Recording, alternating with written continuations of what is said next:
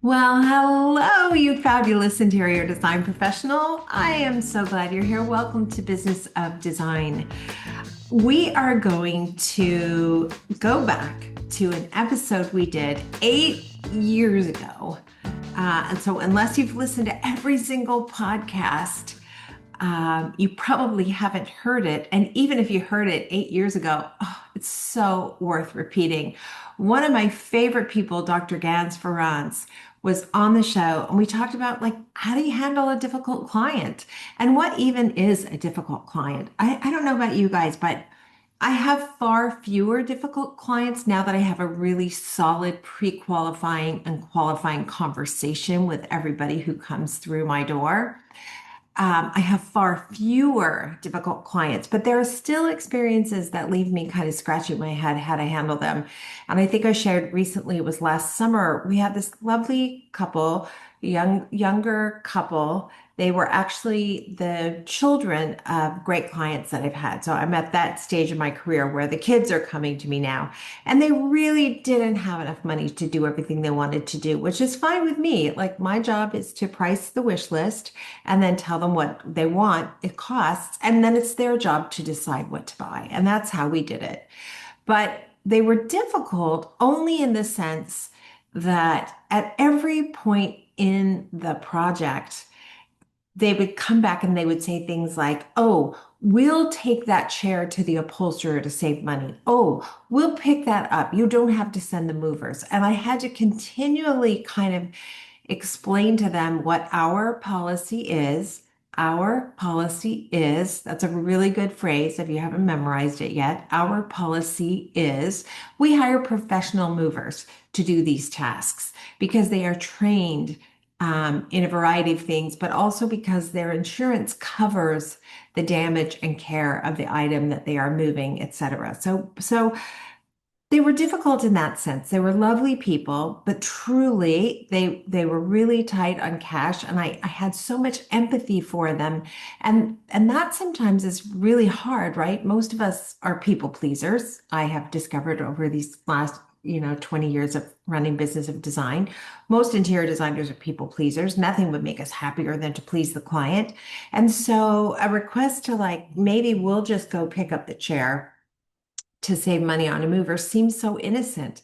But the fact of the matter is, if the clients go to pick up the chair and they don't examine it thoroughly and there's something wrong with it, and then they bring it home and we find out there's something wrong with it, there's nothing I can do about it because I didn't send professionals to go pick it up.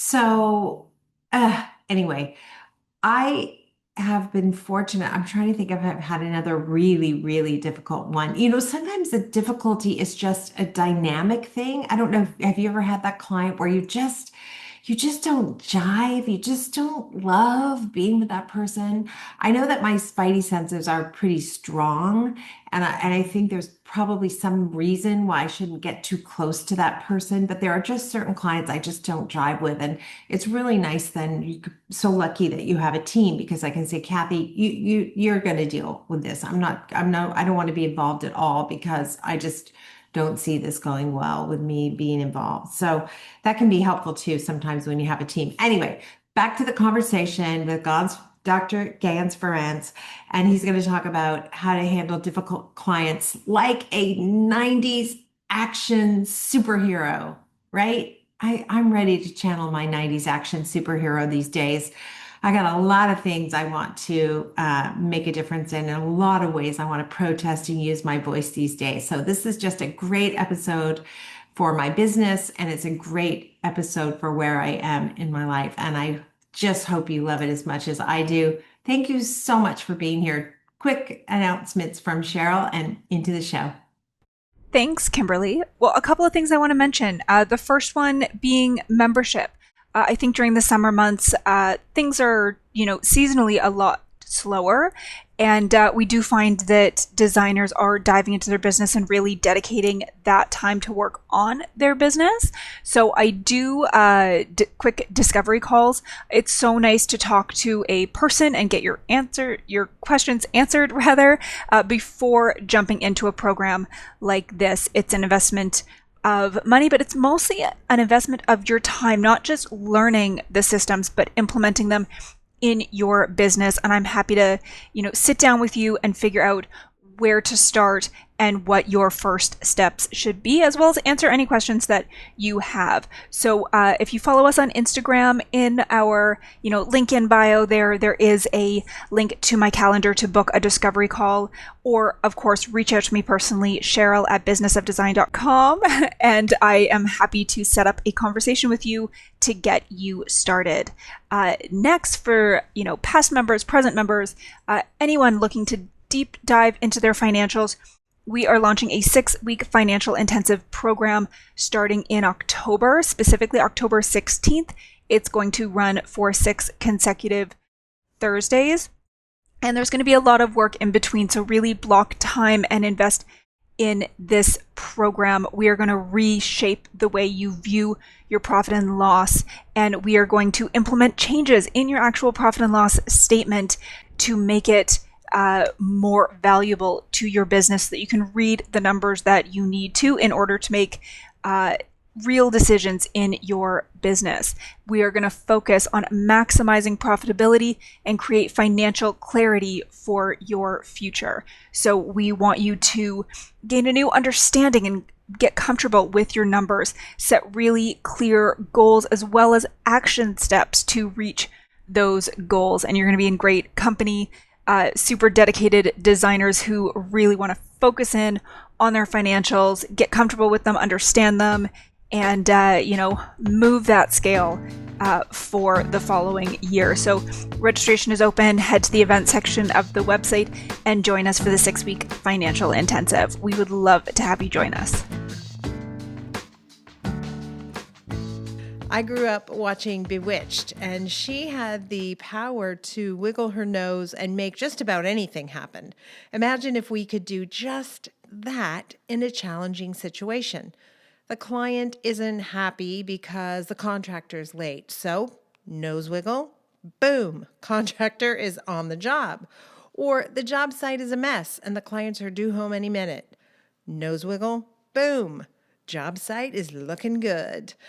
As you know, it does not quite work that way, and we do, from time to time, find ourselves in the unenviable position of having to deal with a conflict. It might be the client annoyed with something that's happened or hasn't happened. It might be a tradesperson who's upset by some job site mix-up. Whatever the situation, none of us loves dealing with conflict. And since we don't have any magical powers, and I'm assuming that's true for you guys too, it would be helpful to know how to handle the inevitable conflicts that are part and parcel of the complex and challenging work we do. So I'm going to introduce you to one of my favorite people in the whole world, Dr. Ganz, and he's going to tell us how we can channel our inner 90s action star and give conflict the boot. I love this. It's awesome. Before you meet Dr. Ganz, let's give some love to our sponsor. This episode is brought to you by Aquavado and the House of Roll Studio in Toronto. Aquavado is a trade-focused plumbing showroom designed to support interior designers like us with expert product guidance, educational support, and concierge-level service. Inside, the House of Roll Studio has curated selections of Perrin & Rowe, Roll, Shaw's, Victoria and Albert, Emtech, and Schwab. On Tuesday, October 7th, House of Roll Studio will host studio sessions for designers looking to build a social media strategy that will target ideal clients and build brand equity. The panel features Tiffany Lee, Paris McKenna, Olivia Beautry, and Chelsea Mazur, 4 women who've grown strong, distinctive brands from humble beginnings by using social media with clarity, consistency, and purpose. Learn more and RSVP at aquavado.com/designers. That's AQUAVATO.com/designers. And BOD listeners, you can use the promo code BODstudio25 to get 25% off registration. Enter the code at checkout when registering for any Studio Sessions event. So you remember the 90s, right? Some of you do anyway. We had Sly Stallone slugging it out. We had Bruce Willis saving the world. And then there was Steven Seagal, who's bringing bad guys to justice. Today's guest, Dr. Ganz says that we can channel our inner 90s action hero and get better results when it comes to client conflict. As a bonus, the techniques he's going to share with us today will work with everybody in your life, your spouse, that person at the bank, even the person driving a car ahead of you, if that's what it takes. Now, Dr. Ganz is a longtime supporter of the interior design community. He understands our business intimately. He's also super smart and holds a PhD in counseling psychology and a master's in developmental and educational psychology from Andrews University in Michigan. He's also a media darling. They love to have him on television shows and radio shows, and you'll know why after you listen to him. He counsels individuals, families, couples, and corporations around how to reduce stress, improve relationships, and enjoy more success. And that's really why we're here, Dr. Ganz, because we love what we do as interior design professionals, but we need help from time to time to deal with the vast amount of stress that comes into play for us. So thank you so much for being here, Dr. Ganz. Hey, thanks so much for having me, Kimberley. So pleased to be able to talk to you and your folks. Oh my gosh. And what a fun topic. This really caught my attention when you and I started saying, what should we talk about? You said, I got this really cool subject that begins with learning how to deal with difficult people in the style of a 90s action figure. So tell me, what does that mean? Well, I like lots of people, especially guys, right? I really enjoyed some of the action movies of the 90s, right? Like, you had Sylvester Stallone, you had, Bruce Willis in Die Hard, Arnold Schwarzenegger. But one of my favorite guys was Steven Seagal and, Under Siege and, all these different movies. But, what I learned from that, even though these were kind of violent and kind of fun, but I said, you can actually learn how to deal with difficult people this way. Maybe not with hitting them in the face or throwing them around. I was going to say, this sounds a little aggressive.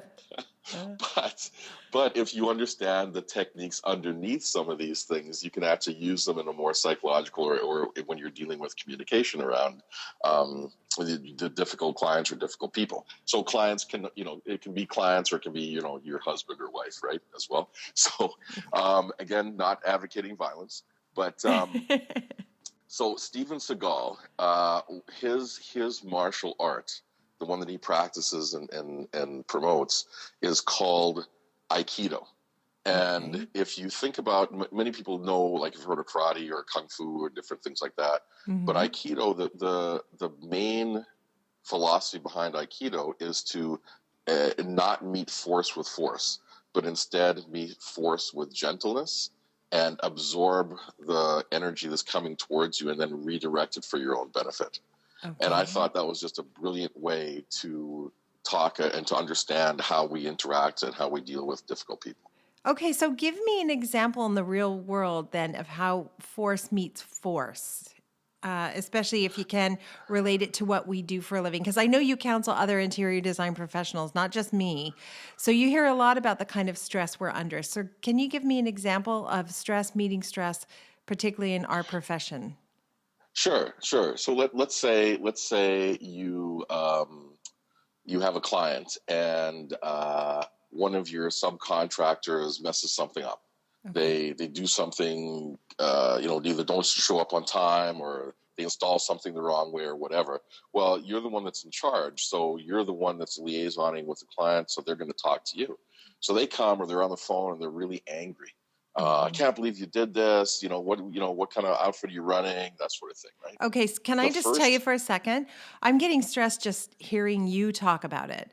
So imagine the level of my stress when it's actually a client who's saying those things, and everybody's relating because we've all had those difficult conversations with clients. Okay, so the client's kind of up in arms about something, and it's being directed at me. keep going. Yeah, exactly. So, the first thing we'd naturally want to do, well, like you said, you just even hearing about this makes you a little tense. You have that pit in your stomach, kind of feeling the butterflies, or, your chest might get tight. You might be a little short of breath.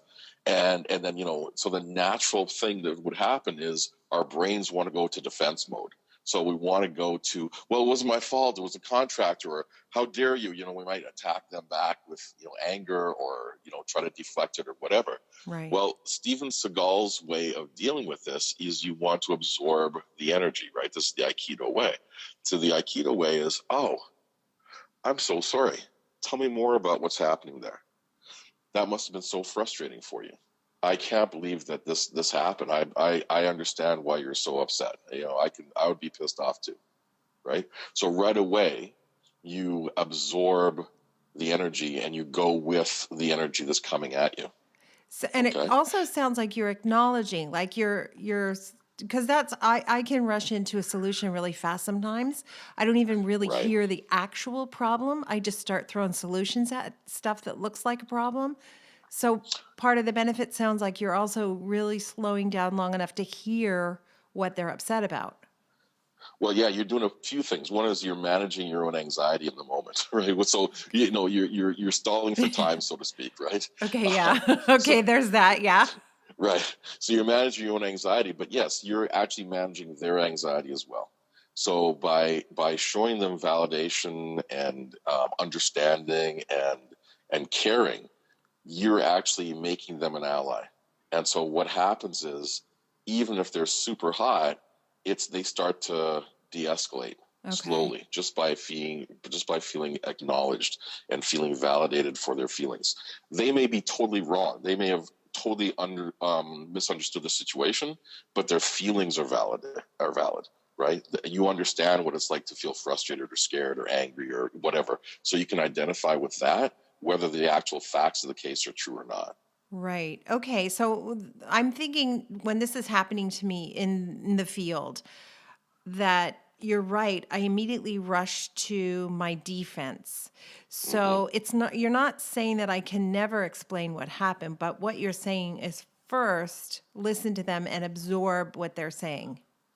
Right. That's always the first step. Whether you're dealing with clients, whether you're dealing with a spouse, whether you're dealing with kids, you always want to validate and connect before you correct or fix. Always. So hearing them, listening to them, saying, "Yeah, no, I understand how you would feel that way. I can totally get it. Yeah. Would it be okay if I tell you a little bit of what happened?" Do you see what I'm saying? So you're asking permission and you're going slow. You're giving them control. Would it be okay if I tell you a little bit about what happened here? Oh my gosh, that's a super weak muscle for me. I have to, I mean, I know you and I have had this conversation before and I've gotten better at it, but when you're not used to it, that's really a tricky thing to introduce into your personality. Would it be? I do sometimes, not all the time now, Dr. Ganz, but sometimes I do say, would it be all right with you if I explain a little bit about what's going on? And then they will say, oh, okay, sure. Right. Well, and that typically, right, because it typically works well, right? Like they like the respect that you've given them because you're asking them for permission to talk. Yeah. And you also are giving them respect because you acknowledge that they are hurt or frustrated or angry or whatever it is.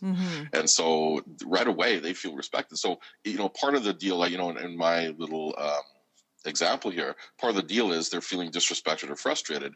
And so you're giving them back right away. You're giving them back that respect. It's like, you're in charge. You're the customer. I totally want to hear what you're saying, and I totally get where you're coming from. Would it be okay if I share with you a little bit of what's going on my side? Okay. Yeah. And it does, you're right. It does work. When I do it, it does work. Funny thing. I'm getting better. Progress, not perfection, right? That's right. Exactly. So that's the first thing is to validate and absorb before you correct or fix or explain or anything like that. Right. It really does disarm the other individual. Right. Okay. And once they do that, then this is going to be kind of cheesy, but it's almost like you have the upper hand because then they might feel a little sheepish. They might feel a little embarrassed that they came on so hot and you're so calm and you're so generous and gracious. Right. And it really does disarm them, but it also ingratiates you to them in the future. Okay. And we've all done that, right? We've all gotten hot under the collar about something and then had the other person turn around and explain it and gone like, oh, oops, sorry, my bad, you know. So we can be gracious in return when they apologize for, going crazy on us.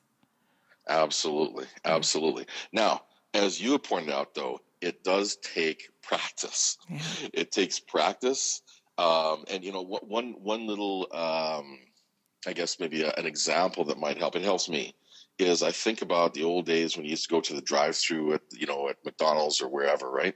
And when you gave them your order, at the very beginning, you just drive up to the window, you get your order, you drive away, and it's totally wrong, right?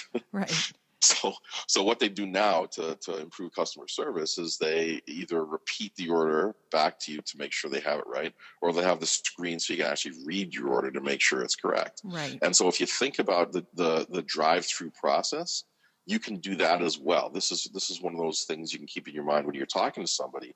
You can be the drive-through with them to make sure that you understand what it is they're trying to say and feed that back to them, because just in doing that, that's also validation. That's actually very deep validation, because they get the idea that you're trying to understand them. You're trying to figure out where they're coming from and what they feel. And so if, again, in my example, I can't believe this happened. You guys are so slack. What kind of organization you're running here?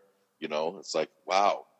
Yeah, no, you seem like you're really, really upset. I totally understand. And you're worried about, the quality that we're going to give, and you're concerned about your job and making sure it's getting done properly.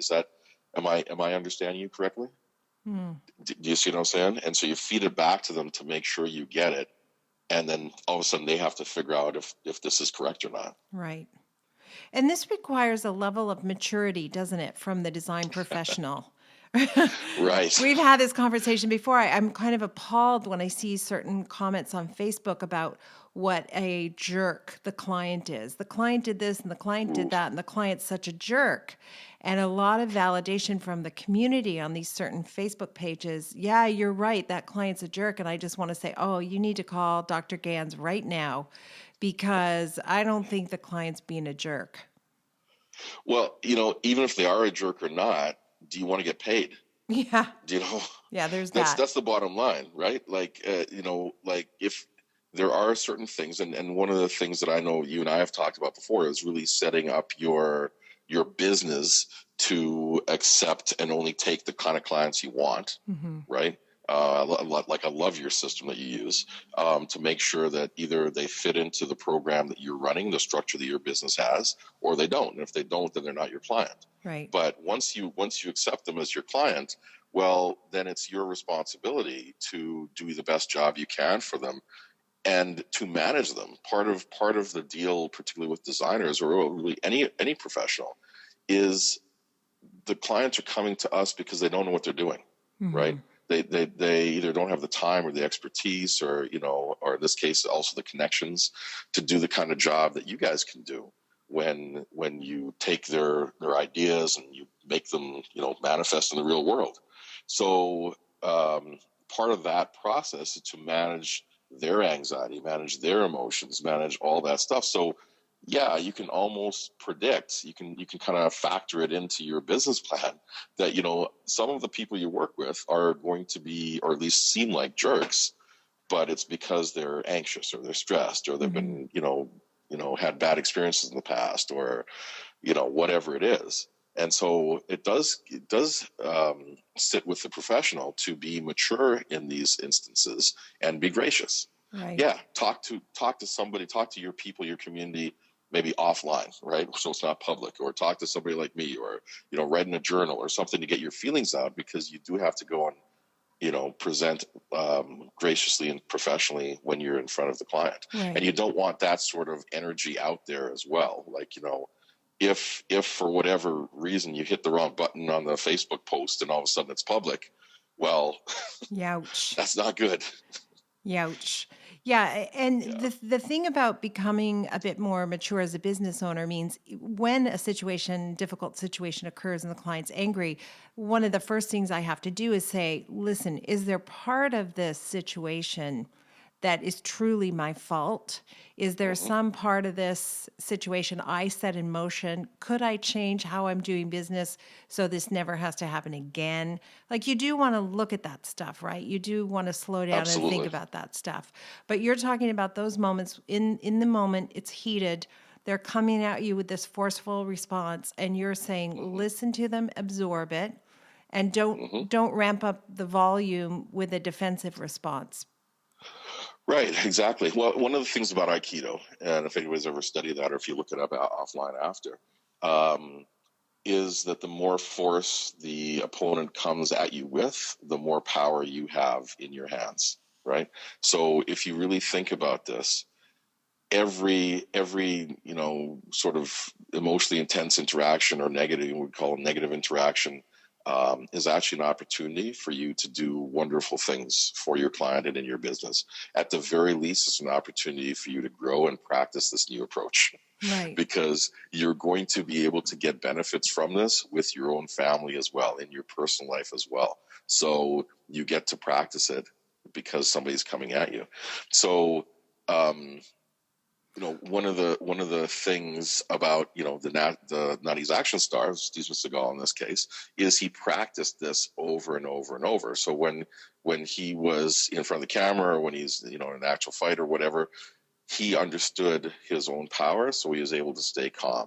Mm-hmm. And that's one of those things that's going to help us as professionals, and particularly your folks as designers, is to practice the sense of calm even away from the game, away from when somebody's coming at you hot, okay? So if you practice maturity and calm in your everyday life, and you are able to see these interactions, even if they're negative at first, as an opportunity, it does. You're good. By the time you show up and somebody's coming at you, you've practiced this so much. It's very easy to say, "Okay, let me hear what you're trying to say. Right. Let me try to really understand what this is and see the opportunity." And like you pointed out, Kimberly, the opportunity may be, I wonder if there's a hole in my system somewhere that is causing this frustration with my client. Maybe this subcontractor is not as trustworthy as I thought. Right. Maybe my instructions weren't as clear, right? When you take responsibility, so it's not really blame, it's opportunity and responsibility, right? Right. If you look at this as, okay, what can I control in this interaction here? What can I control about this situation? Well, maybe I can double check with my subcontractor. Maybe I can make sure I'm really clear with my client about what the expectations are, or understanding what their expectations are. Mm-hmm. Maybe it is something about this person that I've subcontracted to that is not trustworthy, and I need to find another subcontractor. Right. But there's always an opportunity for you, if you look for it, to improve your business, improve you, and then actually improve the relationship with the client. Right. Now, most of us are not getting yelled at every single day. It does happen that the clients get angry and annoyed and something bad happens. So we can all relate to that. But much more often, I find, is that smaller anxiety, which is no less powerful for me, which is a situation, it could be something as simple as a client saying, oh yeah, tell me how that bidet works that you've recommended. Like, we're specifying a Japanese toilet, these fancy toilets that have a blow dryer and singing and a light show and all that kind of stuff when you're sitting on it. And I'm doing a presentation on Thursday. And I know for sure if the client turned around and said to me, tell me how this toilet works, and I didn't have an answer, I would go into high anxiety on the inside in a nanosecond over something that is so small, right? So it's not just the angry someone screaming at you dealing with difficult clients' anxiety. It's also the day-to-day deer in the headlights. How many pot lights did you specify for the family room? And I'm thinking, I can't remember at all. And so immediately I feel sort of panicked and anxious inside. Right. You automatically feel like you're on the defensive right now. Right. Exactly. Yeah. And So now what do I do there? I'm on the couch, Ganz, help me. so so one of the techniques is to be on the couch. That's exactly right. So one of the techniques is to look after yourself on a regular basis away from those situations so that you in general feel more calm. So when we feel calm, when we do the things that we need to do to feel good on a regular basis, what we're actually doing is we're building in a stress buffer into our lives.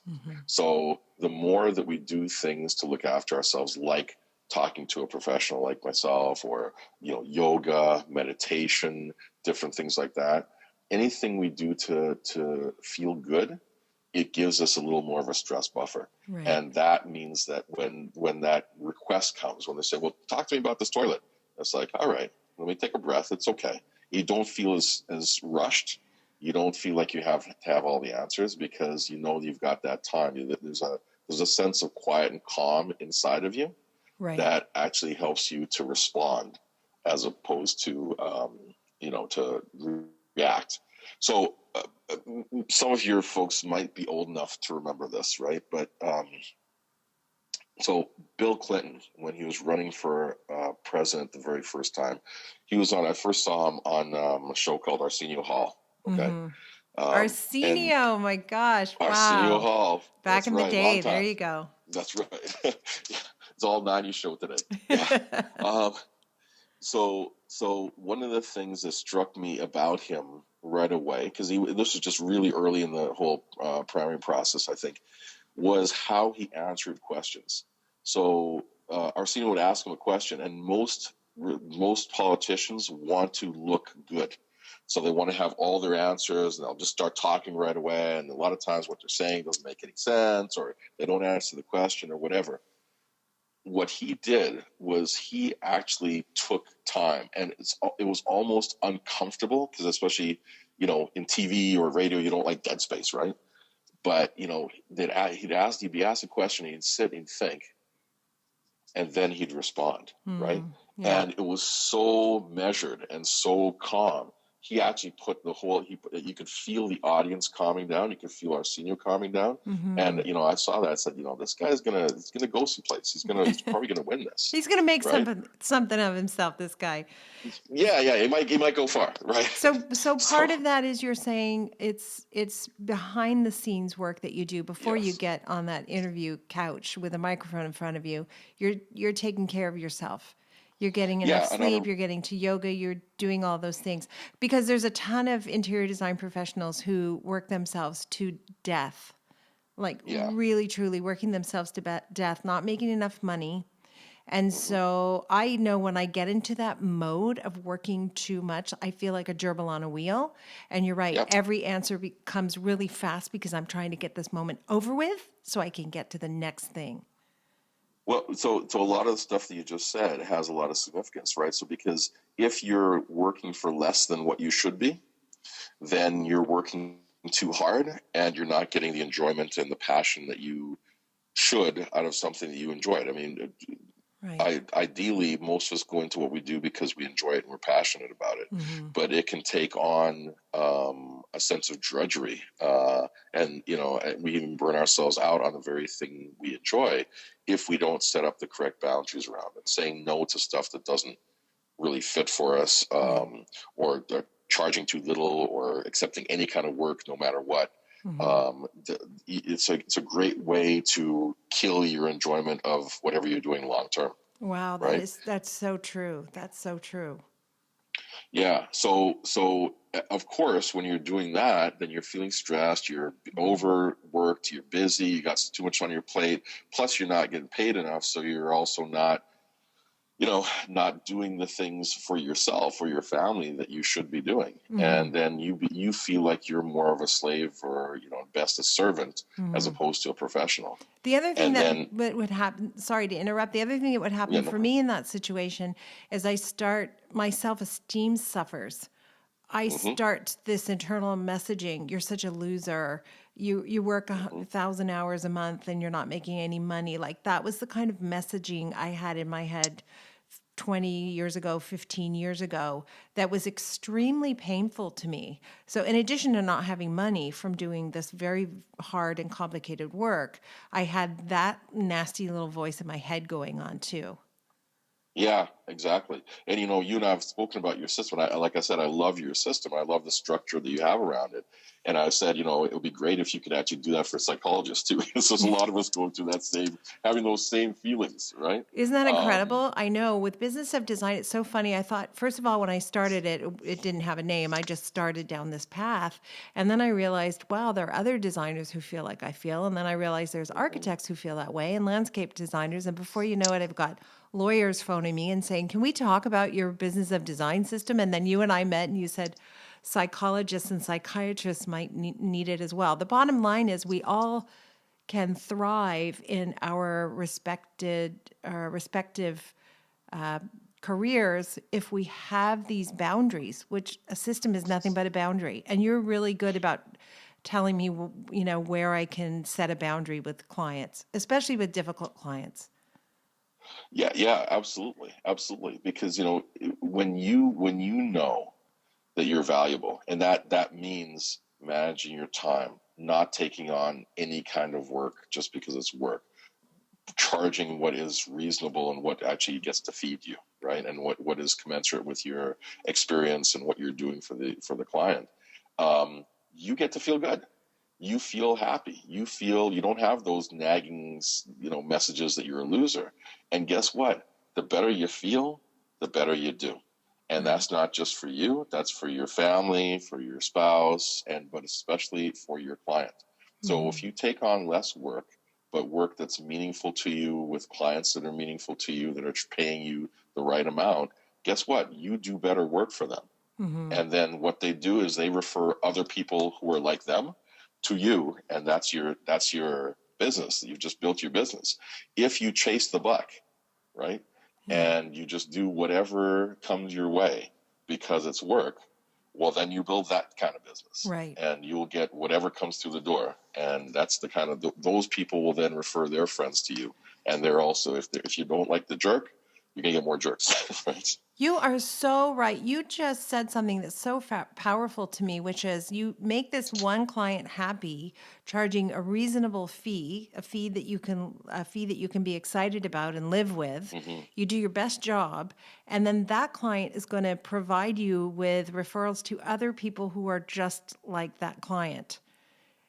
Like that's how you get yourself into a new league.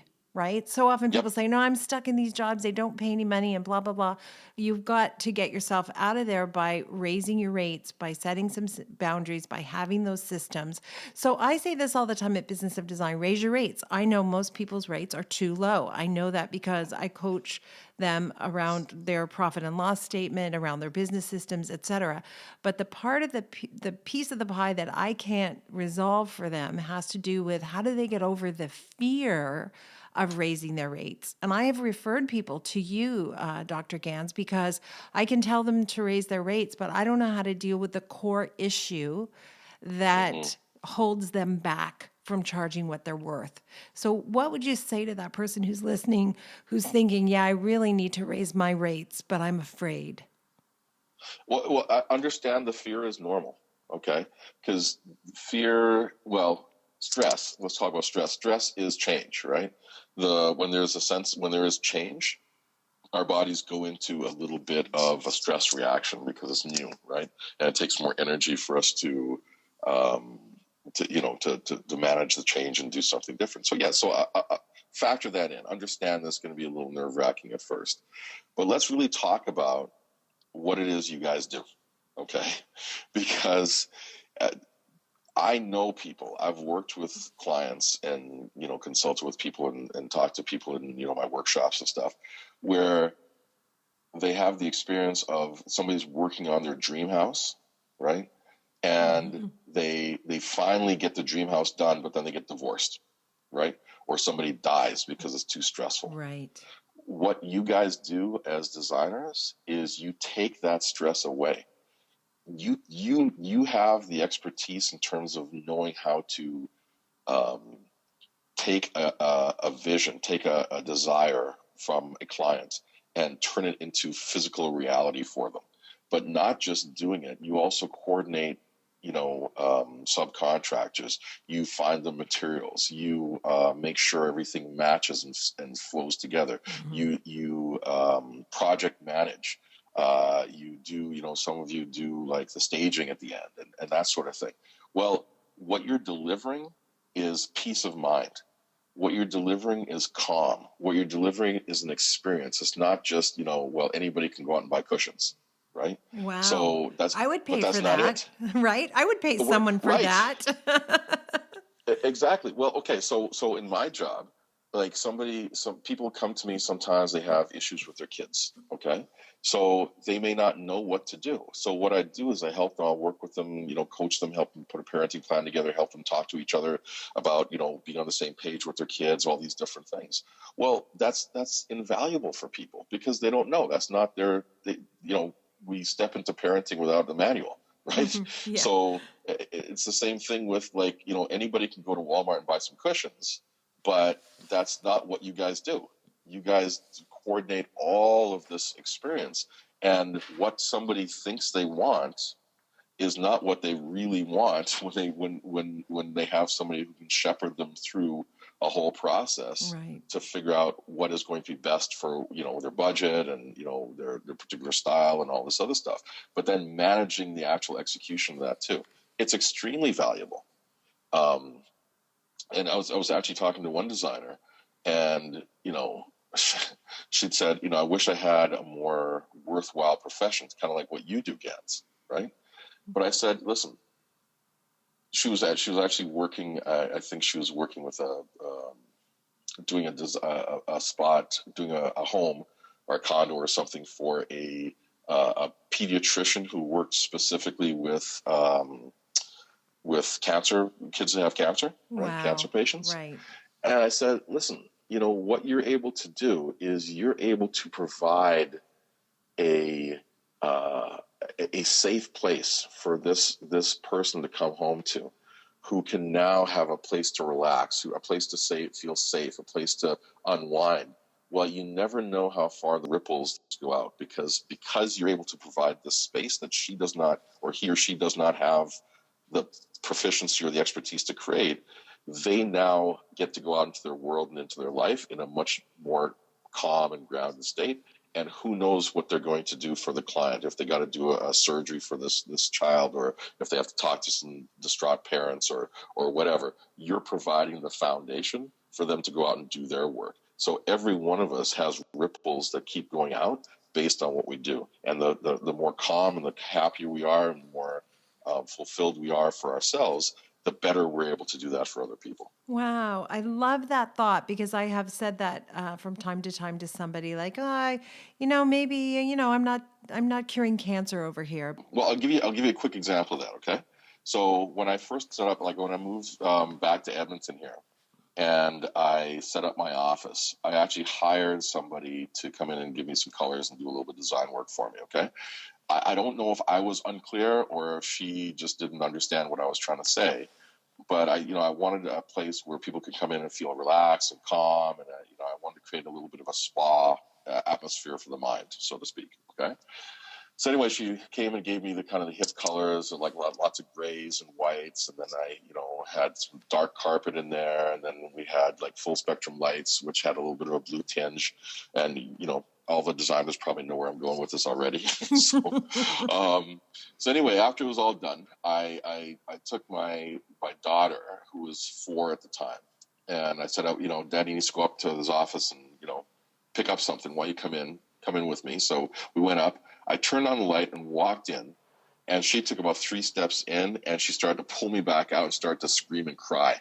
Oh my gosh!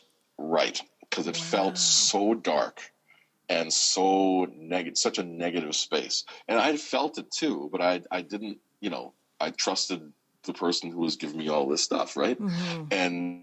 And figured, okay, well, maybe it's just me. But when she had that kind of gut visceral reaction, and she didn't know anything, she's a 4, right? Right. I said, nope, we're changing these colors, right? Yeah. And so we changed the colors and everything. And now I get consistent comments on how calming a space my office feels like. People come, and as soon as they get in, half my work is done, right? Because they're already relaxed, So this is the power that you guys have. This is the value that you guys bring to people. So you don't have to cure cancer. You support the person who cures cancer. You don't have to solve the energy crisis. You can provide the work area where people can do their best work to deal with global warming or whatever it is that you think is a big important issue. But all of us have a piece. All of us have a part to play, right? We're just a piece of the puzzle. We don't have to be the person doing the puzzle. That's amazing. Yeah, I love thinking about that interconnectedness, because we do, on some level, I think we know the work we do is important, but it's hard to articulate it sometimes. So thank you for that, for sure. Now, You're very I want to deal with one other thing, and I don't know if Steven Seagal or a 90s action figure can help us with this, but it has to do with perfectionism and the crippling sword that can be. At what point do we have to say to the client that we've really done our best to make them happy? And if they're still not happy, how do we handle a situation like that, where you feel like you've really done everything you possibly can, and it doesn't feel like it's good enough? Yeah. Well, I mean, we have to understand that, as you said earlier in the broadcast here, progress, not perfection, right? We are all works in progress, and so we may not be able to do what I can do today is better than what I could do yesterday, and so it's always going to look different. But it's also not always going to be what the other person wants, and all we can do is do our best. I think it's important for us to realize that it's not about so much this individual client as it is about our career over the next 20 years or 30 years or however long we want to do this, right? And if we get caught up with that one thing that we may have actually literally screwed up, okay, or that we did our very best but we couldn't reach the client's standards on something, all we can do is say, you know what, I'm very sorry that I wasn't able to get up to your standards. Doing all of the techniques we talked about before, listening to them, validating their feelings, but then say, I'm really sorry. This is the best that I can do. And if it seems reasonable to make some amends to that, give them a small discount, or give them some light free services or whatever to try to make up for it, you can. But at the end of the day, we have to understand that we did our best, and then we have to let it go and move on to the next thing. We can't carry that with us. We can't beat ourselves up. One of the things that really helps, and this might be a little harder for people new to the business than for people who've been in it a while. Once you've been in for 6 months or a year or a couple of years or whatever, there are people who like your services. Otherwise, you wouldn't be in business that long. Okay. And when you really look at it, the more people like what you've done than people who are dissatisfied with what you've done. Again, otherwise you wouldn't be in business that long. All right. Okay. Yeah. So, but our culture, I think, is negatively geared. They actually did a study, and what they found is that the average person has 4 times the number of words for negative experiences as they do for positive experiences. Oh, wow. So, yeah, we're 4 times more negatively geared than positive. But that's the untrained mind. The trained mind can do whatever. We can flip it around and be 4 times as positive as we are negative. But if you just look at the evidence is that if you've done this for more than 6 months or so, the majority of people like you, and the minority of people are the ones that are dissatisfied.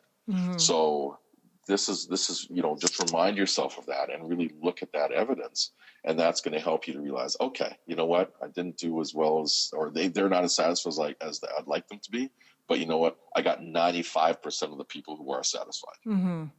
And it's okay to remind them too, when you're at that situation with a client. I will sometimes say, it sounds like, you were unhappy about this, but you're really thrilled with this, this, and this. Is that right? And they'll say, yeah, we're really happy with that. So, okay, good. So then I'll tell them, I'll set an intention. And I learned this from you as well.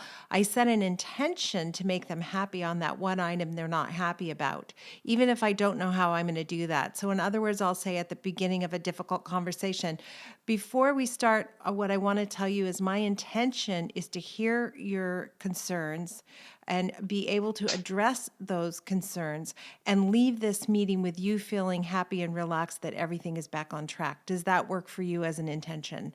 And I find that's really helpful too. That can also be a way to get both of you on the same page in terms of having a goal about the outcome, right? Absolutely, and that's a brilliant approach, because what it does is it disarms them right away too, right? And lets them know that you're on their side, so they're not going to be defensive, or hopefully not as too angry or anything like that. But then it also opens up your brain for creativity.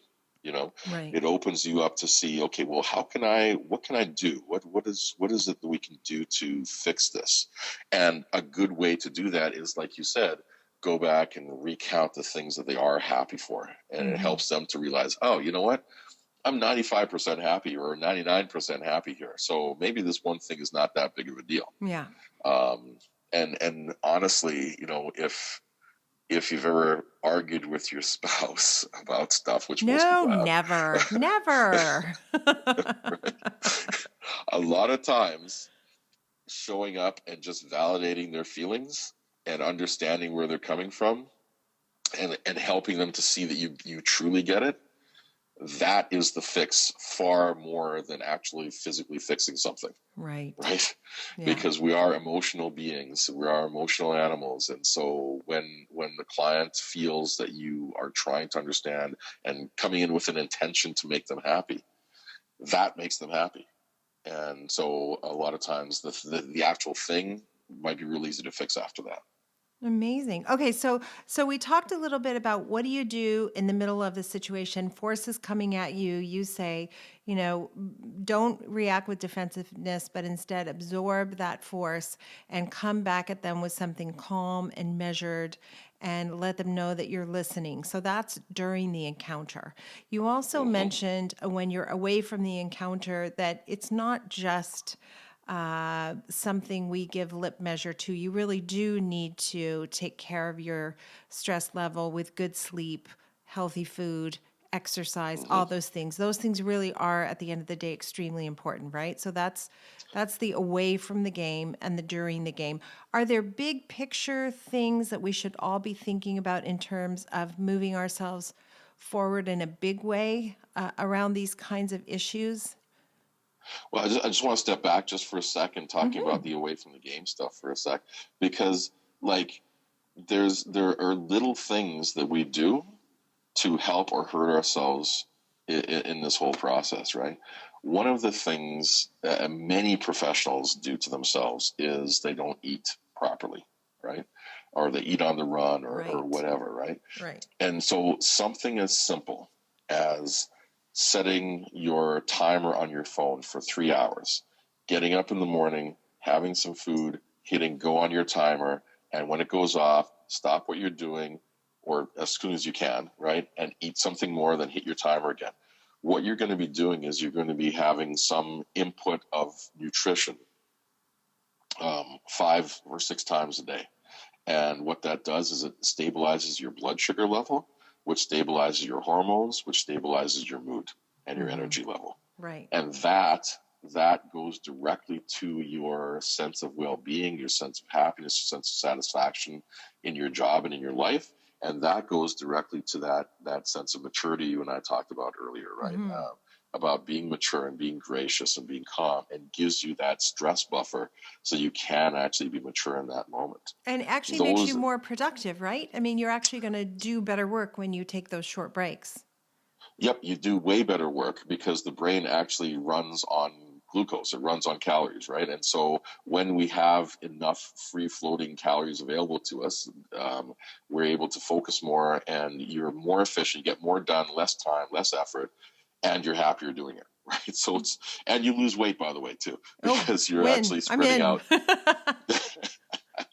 because you're spreading out your calories instead of, getting one or two really big dumps, right? Right. Into your system. So that is something, just a very simple technique that makes a huge difference. Okay. You sleep better at night, and when you sleep better, you lose weight more, and it's better, right? Mm-hmm. You're sharper the next day and that sort of thing. But in terms of the the big picture idea that we can work on, I think if we realize and accept the fact that we are works in progress, and I have this little acronym I like to use for myself, and I teach my clients. And by the way, everything that I say, I really do test in the lab of my life. And I'm not going to ever tell anybody anything to do anything or try anything that I haven't at least done or tried or, have some kind of personal experience with. And this idea, this concept, the acronym is PEP. So it's PEP. Okay. And it stands for perpetually evolving perfection. Perpetually evolving perfection. So we don't have to do anything to be okay. We're already okay. All right. We're already perfect in that sense. So if you have a 5-year-old that's learning how to play baseball, you don't expect a 5-year-old to play like a professional baseball player. But for the experience that the 5-year-old has, for how long she's been playing, for her athletic skills, she's good. She's good for a 5-year-old, okay, for her particular level. Mm-hmm. Well, that's the same for all of us. Just because we're not 5 and we're learning baseball doesn't mean that anything changes. The principle still holds. We are perfect for everything we've been through, the experience we have, our energy level that day, our sense of health, all that stuff. We're perfect in that moment for whatever we're doing at that time. And we get to evolve, and we get to grow, and we get to continue to improve if we choose to. But we're not doing it because we need to meet some imaginary or arbitrary level in order to be okay. We're doing it out of a sense of expansion, out of a sense of joy, out of a sense of fulfillment. And when you have and understand that concept and practice that concept, then all of life, including our business, becomes just more fun. This is just another opportunity for me to practice. I love that. That's so good. Before I wrap up, I definitely want to let everybody know that you can phone Dr. Ganz and get some coaching. I do it all the time. I know a lot of designers who do, to talk about some of the paradigms that we all hunker down into and think are fact. I can't raise my fees because. That's a good conversation to have with Dr. Ganz. Or I'm afraid to raise my fees because, or I'm afraid to bill the clients what I know I need to bill them because. Those are good conversations to have with Dr. Ganz, and certainly that kind of a relationship would fit into your PEP example that you provided for us, Dr. Ganz. So thank you for that. You're very welcome. At the end of the podcast, I like to do something like kind of rapid fire value bombs with mostly designers who are on the podcast. But you're not a designer. I still want to put you on the spot though. And I was thinking about this. How about, and you didn't know this was coming, so this is right off the top of your head. Can you give us, as our takeaway, 5 good reasons why we should raise our fees? Can you think of five good reasons to raise your fees? Absolutely. And you know what? We psychologists have the same issues, right? So we have to think about these things too. Okay. So number 1, your expertise. Okay. Your expertise. Stuff. Things that the average person out there does not know. And so you are valuable in that way. So it's important to represent that in what you charge. 2, you want to build a practice and you want to build a business that's based on that level and not whatever comes through the door. Okay. Number 3, the better you feel, the better you do. If you're not well fed, well rested, and happy, you're going to do crappy work. So you owe it to your customers to charge enough money so that you don't resent them from doing the work that they hire you to do. I love that. That is so good. Number four, you owe it to your family to not give it all at the office. You owe it to your family to charge a decent enough level so that you have something left when you come home, and you can interact with them and go on vacation. And if you don't have a family, maybe you want one, right? Maybe you want to, have that significant other, but you can't do that if you're always overworked, tired, and don't have any money. So it's important to do that. It's everybody benefits when we're all well fed. And the fifth one, the last one is, and this is, I hope it sounds positive, but the truth of life is people will treat us as bad as we let them. Okay. So it's our responsibility to set up what we're going to allow into our lives or not. We don't have to try to change other people. It's a losing proposition for us to try to convince other people that we have value. We should not be doing that. We should just recognize our own value and only accept treatment that is in line with that value. And if it's not, then don't let it in. And those are my 5. I can't believe you came up with 5. I would have come up with a couple, but you really got me, especially on you owe it to your family, and people will treat you the way that you allow them to treat you. Those are really important reasons why it may be time to give yourself a raise. And I learned so much today about slowing down, taking care of myself, and listening to what the complaint actually is from my client. And a new approach is to absorb it and give it back to them in a kind and gentle way. Thank you for sharing all of that knowledge and that wisdom. And I look forward to so many more conversations with you, Dr. Ganz. Hey, me too, Kimberley. Thanks so much for having me. And thanks for everybody for listening.